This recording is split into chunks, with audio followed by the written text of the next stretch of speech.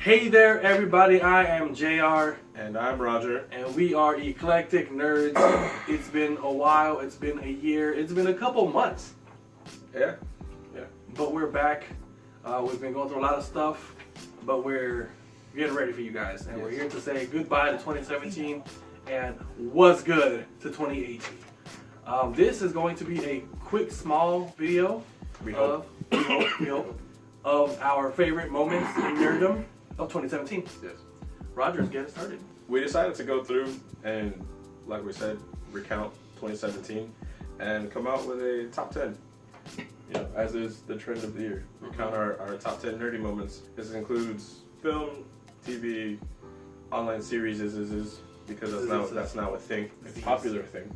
Comics, manga, anime, you know, everything that we've talked about over this past year. Everything that we hold dear as nerds. Yes. So, without further ado, my honorable mentions include Dark Knight's Metal, the new DC series that hit in the past couple weeks. It's awesome. It was a big hit. We have been introduced to several renditions of Batman and alternate dimensions that kick ass. The dark multiverse. Yes. Awesome. Justice League, because why not? To quote Felipe, it was better than we expected. Better than we expected, but it was as bad as we thought it was going to be. Why? But it's true. Which is true. That's it. What were your honorable mentions? My honorable mentions are as follows, and I will bring out my notebook. Zé Babio. Justice League, the movie. I watched it. We haven't done many reviews for the channel. We've been busy, but we've had discussions. It was cool. Next honorable mention, Yu-Gi-Oh! It's Yu-Gi-Oh! Related product. Battle of Legends Light's Revenge. This booster pack really brought a new perspective and made a lot of expensive cards available and cheaper for the casual player or the person who can't afford to play competitively. The reprints really helped out, and we saw the first print of Minerva, the Exceed, which was exclusively a championship card. So to have that was really cool, and we saw the reprints of a ton of Lightsworn players. So they're here, they're back. And lastly, Whataburger had a limited edition chorizo burger. It was awesome. Please hold. Memorabilia. Someone gave it to me. At Whataburger, they gave it to me. It was not taken. Chorizo burger at Whataburger. It's no longer there. It was limited time only. Those were my honorable mentions. Alright. I was expecting that to be louder, and my list is upside down. Going top to bottom, or bottom to top, number 10. For me, it was the Venom announcement. The Venom movie announcement. Yes. Because, as you know, I've stated in previous videos and on the Instagram and on our Snapchat and various other platforms in person that I'm a huge symbiote fan. No, for real? Yeah, it's crazy. So Venom is not my favorite. Carnage is my favorite. But just to see that we're getting something that makes up for, hopefully, the terrible Spider-Man 3 Venom that we got, that we don't really talk about, I'm excited. Just the announcement was enough to wrestle my jimmies. So I'm excited, and there's also talk of Carnage being the main Venom. But if they're going the route of Agent Venom, like they are, Agent Venom was, I believe, Flash. And Eddie Brock going into that story, Agent Venom being a soldier, and having Carnage play into that mix is going to be pretty interesting to see. I don't know how they're going to do it, but I'm excited. I trust Sony. Yeah. I trust them. Now a little bit more. A little bit. Number 9 would be the Mighty Morphin Power Rangers comic story development, because it did start last year, 2016, but the progress that it's made in the last 12 issues of 2017, crazy. We've seen the Rangers grow up, we've seen them go through alternate dimensions, we've seen the introduction of Lord Draken, the new White-Green Ranger amalgamation, that new suit. Also, the Go-Go Power Ranger series that started, which is the original 5 Rangers that we've talked about as well. And also Justice League Power Rangers. Yep. Which is a good crossover that we've talked about as well. Number 8 would be Baby Driver. Car movies have never really been my thing. I'm not really like a big car guy. But the aesthetic of this movie, how the story moves along, you know, it's well told, it's really well shot. The soundtrack is awesome. Number 7, a lot of TV shows and, like I said, online series, right? So we saw the return of Rick and Morty, season 3. We have Stranger Things, season 2, and Game of Thrones, season 7. So I liked all of these, and I couldn't really place them separately because they all have similar themes, right? Bringing back old characters, introducing new themes, progressing stories forward. Obviously, like Game of Thrones, this is the penultimate season, so it's going to end soon, and this was a pretty good build up to that ending. You know, we saw a lot of great action scenes, great character development, reuniting of characters, reintroduction of characters. Like Gendry came back. Stranger Things 2, we saw Eleven come back. We saw Van Max. We saw Billy. The story of the 4 boys moving through the upside down and dealing with everything that happened in the first season. We saw that there's more kids out there. Yes, and obviously Rick and Morty. I feel like this is one of the most quotable seasons of the 3, right? One of the most eventful as far as like a slightly cohesive story. A lot of what the fuck moments, and a lot of jaw dropping moments. Right, like it was a lot darker. Yeah, for sure. Number 6 for me, The Last Jedi, because I liked it. I like parts of it. I feel like parts of it could be redone. Overall, as a whole, give it maybe 8.5 out of 10. And I believe that we should have a very overdue Last Jedi discussion video coming soon. So I will leave our discussion for that. Your bottom 5. My bottom 5. Coming in at number 10 is also a Netflix series, but one where it united people to defend the city. I'm talking about the one, the only, the long and weighted, The Defenders. Defend the city. Defend the city. Saw what I did there? Yeah, cool. It was interesting. First of all, I was scared because I saw Iron Fist and I felt that they rushed it. Yeah. They rushed it, and it was very obvious and evident in the fighting choreography. Redemption was made in the Defenders. I feel there was a slight redemption in the action sequences in the Defenders to the point where I was like, okay, I can forgive you guys a little bit for Iron Fist. The Iron Fist Daredevil fight was The Iron Fist Daredevil fight was pretty cool. And I think I went into it a different way with the Defenders because I never saw Iron Fist. So the Defenders was my first introduction to Danny Rand. It was the right one. Coming in at number 9 is also another Netflix series that we have in common, Stranger Things. I did appreciate the, I like to call them the puppy Gordons. Oh, yes. The Demogorgons, but in puppy form. It was cool. It was adorable. I wish I had one. Rick and Morty would be another one. We share a lot of similarities if you don't already know. I'm going to go a little bit more in depth in this. Justice League Power Rangers. When we first heard about this series in its release and as it was approaching, we didn't know what to expect. We thought it was going to get a lot darker. We thought it would be a lot funnier. It was a perfect balance of the teenagers with attitude and the protectors of the universe and the Earth, which is Justice League. You saw exactly what you would think within having adults fighting to save the world with teenagers. Yeah. The banter, we said this before, the banter between the Power Rangers and Batman was awesome. Each character countered another member of the Justice League really well. And the artwork is phenomenal. It was really well written. Easily one of the best things that happened in 2017, which is still the reason why it's in my bottom 10. So great, in fact, that it saw a delay in production, and they said, you know what, this is too good to keep hidden and locked behind closed doors. The people have spoken. So we're bringing it back, and they did. Coming in at number 6 is back to Yu-Gi-Oh, guys. If you guys don't know already, this channel kind of started with Yu-Gi-Oh, and that's where my personal heart lies. In the heart of the cards. And in the heart of the cards. So that being said, Link Summoning came out this year and it blew shit everywhere. Pendulum players were like, oh, we're done. People who were quick plays and doing all these crazy boards, exceeding and synchros everywhere, they were like, skirt, now you have to hold on. And Link monsters have really forced people to think monster placement and card placement. We're still in the early stages of this format, so a lot of new support is still coming out. But overall, Trick Stars have been taking over. Spirals were running around as an anti-meta that became meta. Link Summoning was pretty awesome. I saw a lot of people who didn't play get back into the game. A lot of people who were playing adjust to a new format.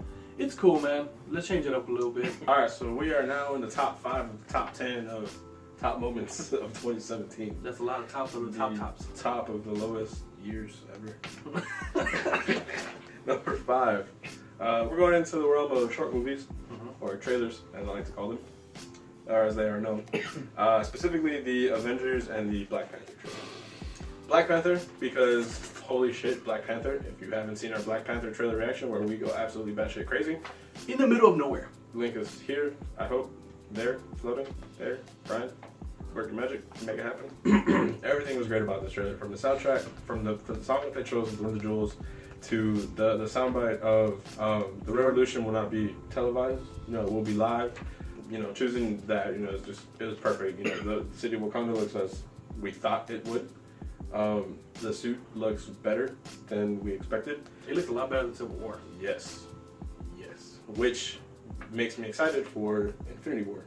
And after hearing all the hype from Hall H at San Diego Comic-Con, and finally seeing the leaked footage, and now seeing this official release trailer, I'm very excited to see how it's gonna, this entire build-up of close to 10 years is going to come to an end and move forward.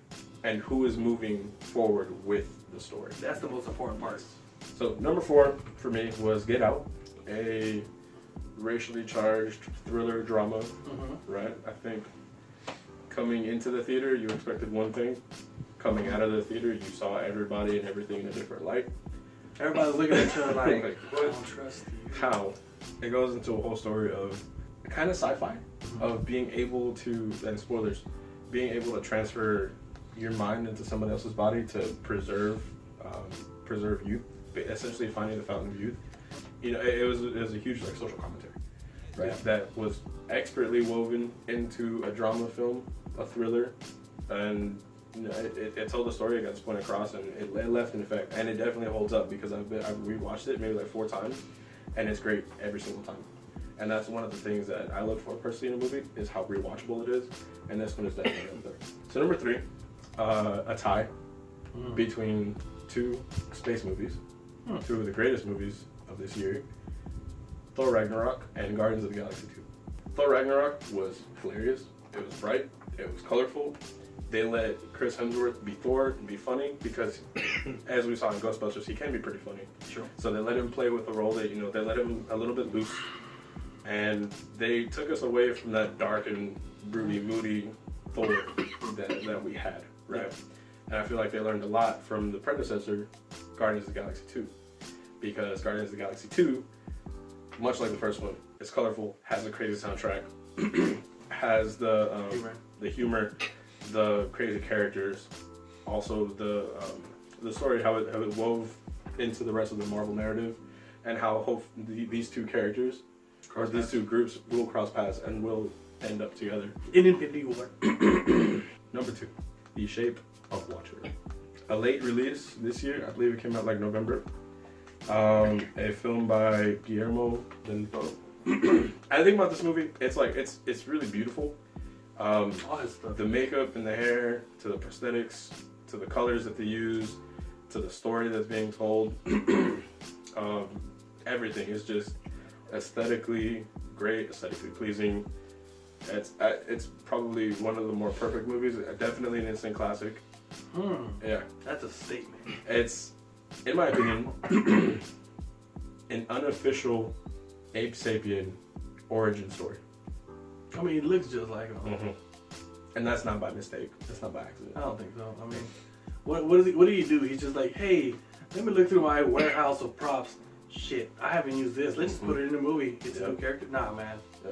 And I don't remember if I read it somewhere, or if he said it in an interview or something, but I do remember this passing through my brain, right? That Hellboy was supposed to be a trilogy, right? Before they cut ties with the 3rd movie, after Hellboy 2 and the Golden Army, Guillermo also said that he wanted to do an ape sapien origin story. So I feel like this is his way of like tiptoeing around the specifics and saying, hey, this is what it is. All right, here we go. My number 5 coming in is Naruto Shippuden has finally came and gone. Tears, laughs, confusion, fillers. But it's here. And it happened. 2017 was the year that we had to say goodbye to Naruto Shippuden and see him achieve his goal in becoming Hokage and passing down the torch to now his son, Boruto. But with that, we also saw the long-awaited wedding, or part of it, of Naruto and Hinata. Finally. I wish we would have seen an actual ceremony, not just them walking into the ceremony. But I think one of the most touching moments of that final episode was seeing Naruto going to Iruka Sensei and telling him, "Hey, would you be my dad in the ceremony?"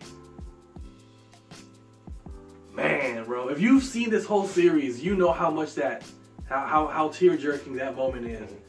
This guy Naruto, scrubbed from the ground up, had no parents.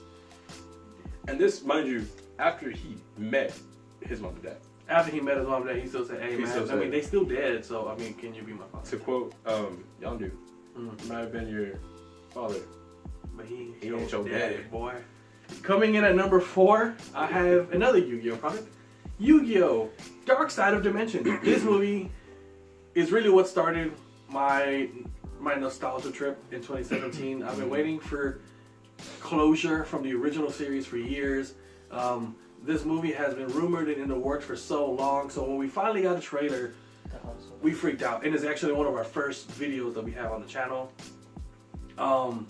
Jose, Brian, Roger, all of us, we went and I kid you not, we bought out a whole row at the theater to watch this as a group, and it was amazing.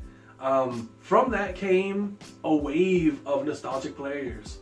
Everyone wanted to play Dark Magician now. Everybody wanted to get back into Blue Eyes. There was a cubic deck that came out. It was awesome.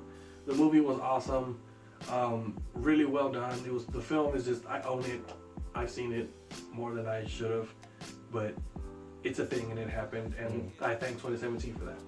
Coming up next at number 3 is another nostalgic character, one that never gives up, but always has this power up that always reaches over 9,000. I'm talking about DB Super. Dragon Ball Super, specifically right now with the Tournament of Power arc. We got to see something insane in the form of Goku and his newest, craziest, most powerful form up to date yet, to be more specific. Ultra Instinct. What is this? How did he really achieve it? We don't know. We don't know. I don't give a fuck. The gods know. The gods know, and they worry. But we have Jiren. This is crazy. It's right currently as of this moment in filming, there are only 2 universes left. I'm pretty sure we're gonna win. 7 and 11. 7 and 11, yeah. 7 and 11. That's crazy. 7 and 11. And well, yeah, guys, it's coming down to them 2 during the filming of this, and it's crazy. Dragon Ball Super has done an awesome job, and holy crap, man, Goku being Goku. How much stronger can this guy get, honestly? Like, I can't even believe it, but Ultra Instinct is one of my highest moments, one of the best moments in 2017. Number 2, I have film. My number 1 favorite film of the year, actually, in black and white. Logan. Followed by Thor Ragnarok. Followed by Guardians of the Galaxy. Followed by Mighty Morphin Power Rangers and The Last Jedi. I'll explain later why. But that is my number 2. Alright, well, it's funny you say that. Because Logan is my number 1. Why? Yes, why? Because, again, it holds up. I've rewatched it countless times.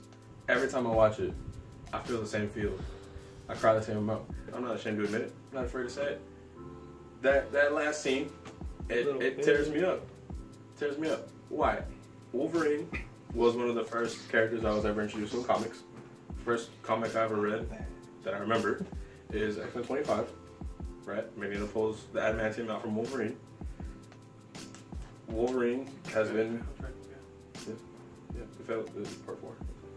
Yes, anyway. Yeah, like, we've grown up with Hugh Jackman.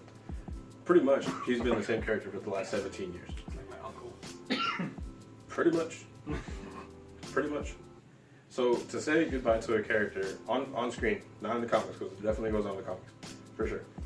But to say goodbye to a character on screen, 2 characters, and actually, the whole lot of the X-Men, because Professor Xavier killed all of them. It's explicitly stated. I don't care what y'all say. It's speculated. No, it's explicitly stated if y'all listen to the radio station. Xavier killed them, not knowingly. You know, right, but... And then Xavier dies. Wolverine dies. And the way that they do it is fucking phenomenal. Like, I have yet to see another film Superhero basically. Any kind of film, really. I feel like you could watch this not knowing anything about superheroes. Because this was a superhero movie that wasn't a superhero movie. It just happened to feature a superhero. It just happened to feel like it was... Character superhero being. Yeah. Like, it was just... It was an exodus for a character that has been with us for so long. Mm-hmm. And we had to say goodbye to him. Respect. So, Respect on your number one. Respect on number one. My number one comes from a reading standpoint, and it is DC Dark Knight's Metu. The Metu. Mm-hmm. I feel that was, to me, the greatest thing that happened this year. One of my favorite comic book characters is Batman, Bruce Wayne, the man himself. Mm-hmm. To see his nightmares come to life, right? To see Barbados really play all these angles, and then the Joker the Batman who laughs, mm-hmm. pretty much Batman in form of a Joker. It's insane. It's insane. Greg Capullo, his artwork in it is so awesome. Mm-hmm. You know, I'm a fan. I'm a fan of his work, and I think, me personally, in comics and nerdom, that's the one thing I was looking for every single time. I always wanted to see the single issues, the tie-ins, mm-hmm. and it didn't disappoint, man. When it started off with the Red Death, the Flash, it was awesome. It was awesome, and I think, to me personally, in comic books and in nerdom, me personally, that's my number one. I can't say anything else, man. This has been a year in nerdom, in comics, and in movies, and film, and whatever you find here. So, for that, we say thank you for watching. We say thank you for being here, and for your subscription, and your likes, and your shares, and all that good stuff, guys. 2017 is going to be awesome to see you go. 2018, here we come. It's going to be awesome to see you. Yes, sir. We have a lot of stuff. We have a lot of stuff coming up right now. Stay tuned, and guys, we're excited. So don't forget to click like, subscribe, and let us know what you think of our top 10s. Do you agree? What are your top 10s? What are moments in nerdom that you found that stand out for you, or that meant a lot for you? You know, the laughs, the cries, the tear-jerking moments. Mm-hmm. We want to hear it all in the comment section below, guys.